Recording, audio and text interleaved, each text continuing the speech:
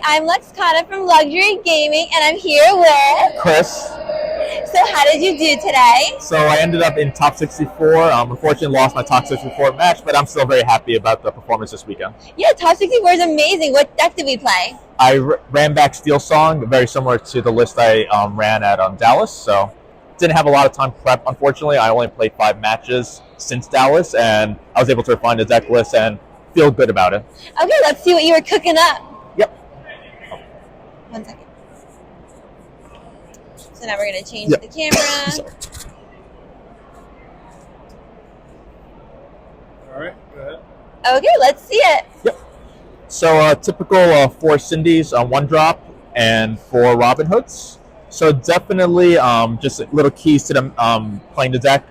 You want to always mulligan and keep these. If you have multiple, then you could consider mulligan, but the best turn 1 play in Steel Song is turn 1 Cindy. Okay. Next, I do play 3 Daisy Ducks. 4 is too much. She is amazing. Not playing it, I believe, is a mistake. You do need it against certain matchups.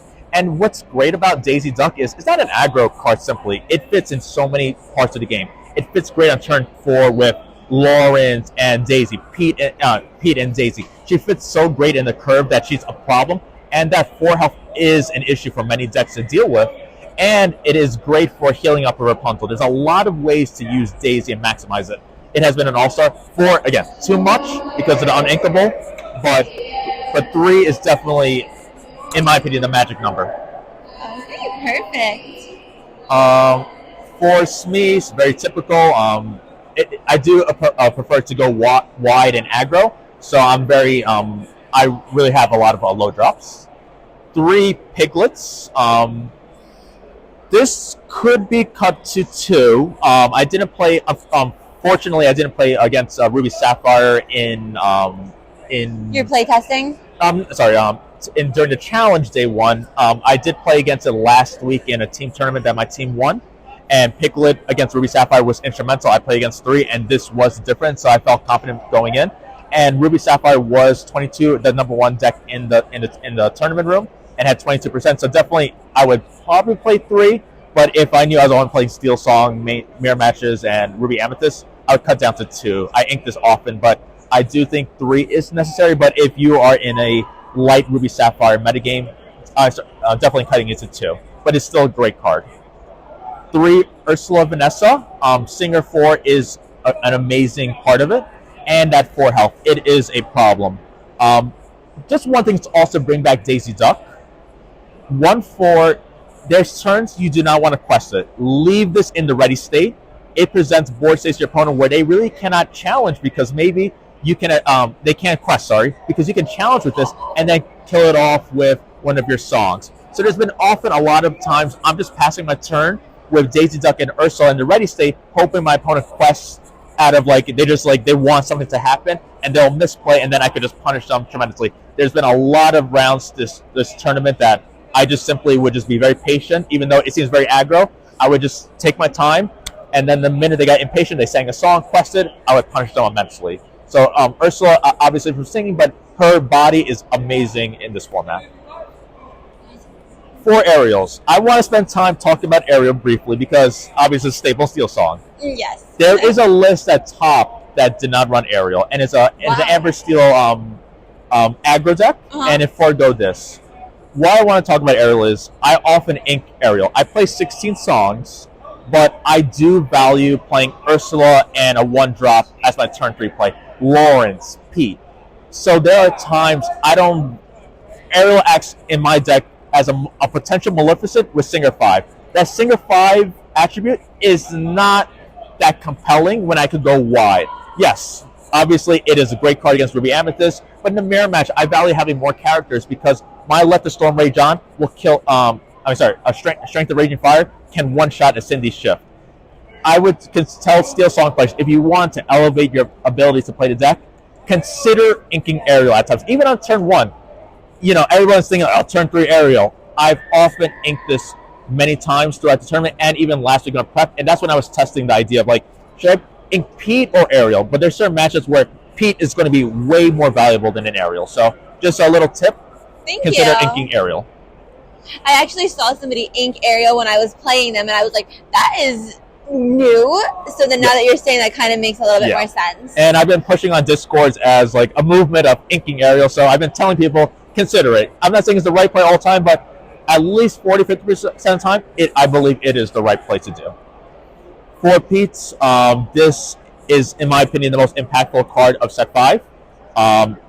Excellent in the mirror match.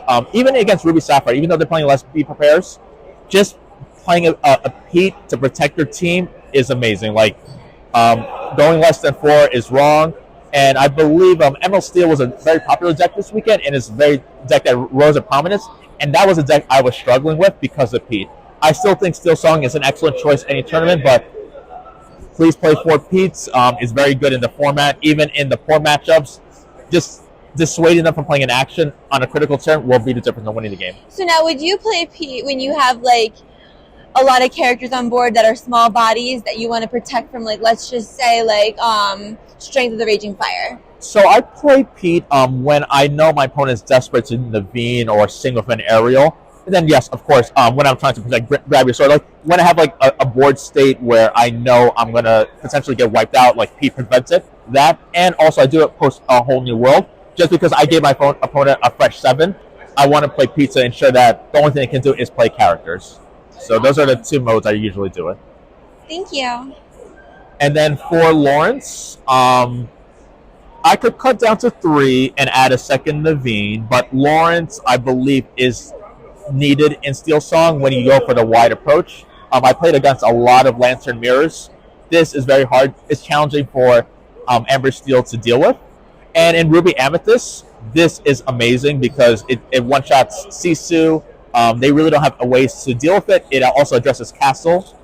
And against Ruby Sapphire, another tough matchup, that 4-4 is problematic. They cannot Sisu. They need multiple ice blocks to deal with Lawrence. So you can present board states where, like, let's say there's Pete, Lawrence, and then your 1 and 2 drops. Daisy Duck. Days, exactly. So now they can maybe clear a Pete, or maybe dedicate 2 blocks to Lawrence. So there's still going to be something that's going to be on the board. Exactly. Love that. So definitely, you can go down to 3, but I love 4 Lawrence. And what I love about Lawrence is players misplay against it because it requires multiple actions. Either you trade it and you trade one of your high quality characters, or you're going to have to play a couple actions, like maybe lose one of your early guys and then attack it again, maybe play a song to deal damage. Players often misplay because it's a very challenging card to deal with. And then when I have a whole board of little guys and Lawrence, how do I deal with it? And that 2 quest, that 2 lore is very challenging to play. So I just love Lawrence because I know that it's going to cause a problem. And then that 4 health, it makes Rapunzel amazing. Like, there's so many times this tournament where I would just damage it with Let the Storm Rage On or Strength for 3 and then just heal up. And now I have a 4-4 Lawrence questing for 2. Now I have another body questing for 2. It's just very problematic. So I believe Lawrence is still a staple in Steel Song. And I know a lot of players have moved past it. Love it. For Rapunzel's, definitely mandatory. Inkable. Allows you to draw. Exactly. Once you heal. And often, again, I've mentioned in the past that it's sometimes a correct play just to play this on turn 4 without healing. It is a 1/5. It's very hard to deal with. And this is an aggro approach. You just want to go wide. So definitely consider just hard casting it. Or sometimes I do forego inking on turn 4 when this is my only inkable. I sometimes just want to, hey, I'll pass my turn 4 ink in hopes that I draw another card to ink so I can have my Rapunzel live. So don't always feel compelled to ink on turn 4. Often in this tournament, I would stop inking on 4 and then only ink for 5 when I need to play multiple cards. So I'd rather just throw out my hand. Okay. 1 Naveen. Ooh, only 1. So I could tell you a lie. I play thousands and thousands of hours, and I found that 1 is optimal. Or I can tell you the truth. I only play 5 games. I only own 1 Naveen. So that's the truth of the matter is I only own 1 Naveen. But I could see playing 2, maybe cutting Piglet on a Lawrence for 2. But Naveen was amazing throughout the tournament, but I never felt compelled because I do play 16 songs. And because I have a lot of singers, Cinderella and Ursula, I'm often expelling a lot of my songs.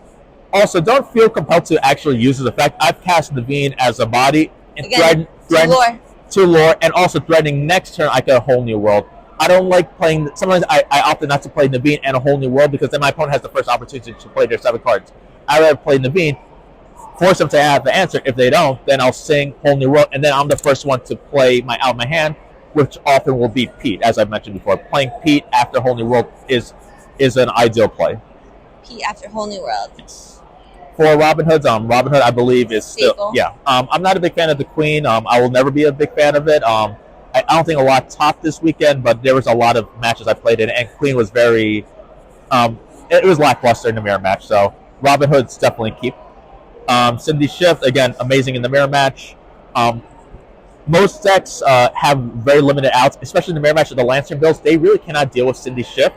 But in my deck, because of all my low drops, and I could go board, I could go wide, I've often just casted Strength of Raging Fire for 7, dealing 5 damage to it. So, yeah, one of the strengths of this deck is dealing with other Cindy's. One Bare Necessities. It's inkable. I do play 16 songs. I value more characters this format because of the presence of Pete. And, presence of Pete. And it's fine. I did play last week for Zeus's, which is a mistake. So I changed one substitution, 1 Zeus for 1 Bare Necessity. And it was great this whole tournament. Strength of the Raging Fire, staple. Nothing really to explain there. Same with Let the Storm Rage On. Just those 2 cards. Just consider damaging your own cards and then healing up Rapunzel. Zeus, excellent. Just deals with like a large Sisu and various targets. One thing I've been telling a lot of people against Ruby Amethyst: ignore their locations, banish all their characters. In order for Ruby Amethyst to do well against us, they need to be able to sing their songs, bounce back with Madam. They need to bounce back with Madam just to attack, challenge, bounce back. Everything is predicated on a character being on the board for one entire turn. So my Zeus's always hit their characters. I let the castle gain 10 lore. I really don't care. Castle's only problem when there's characters underneath. But if I banish everything, that limits their whole... And they're not drawing anymore. Exactly. And I consider Ruby Amethyst a buy. I 2-0'd. I drew 1. I made a misplay. But my approach has, in the 2 challenges I played in my day 1 twist, have all been 2-0s except 1. So now, question: are you still going to banish the characters if they're in the library because they're still drawing? I would, just because it will shut down. I didn't really see too many of that interaction, but it's something I'd consider. And when I say banish everything, I mean Rabbit. If they play Cusco, Melissa that drew, I do not care, because if Rabbit's still around, they can bounce like a fox. You could shut down half their deck because they rely on something bouncing back. So I would suggest to players consider banishing everything with your Zeus instead of the locations. And one of my Ruby Amethyst opponents mentioned that he was 2-0ing Steel Song all weekend long because they were focused on characters' locations simultaneously. I just focus purely on characters, and that's been very advantageous for me in that matchup. Awesome, thank you. And then for Whole New Worlds, staple, just enough said. Okay. And then here's your... Golden Mickey, just a little flex over here. But yeah, unfortunately I didn't get another Beckett 10? Yes, a Beckett 10. So yeah, unfortunately I didn't get a second one, but I'll probably be in Seattle, and then hopefully Continentals I do very well as well. It's beautiful. This is like actually my first time because you didn't bring it into the shop for our Twitch. It was before I got graded, so yeah. But yeah. Do you have any shout outs you want to give? I just want to thank the New York area. There's you and Rick from the New York area who were fortunate enough to join me in the team tournament last week.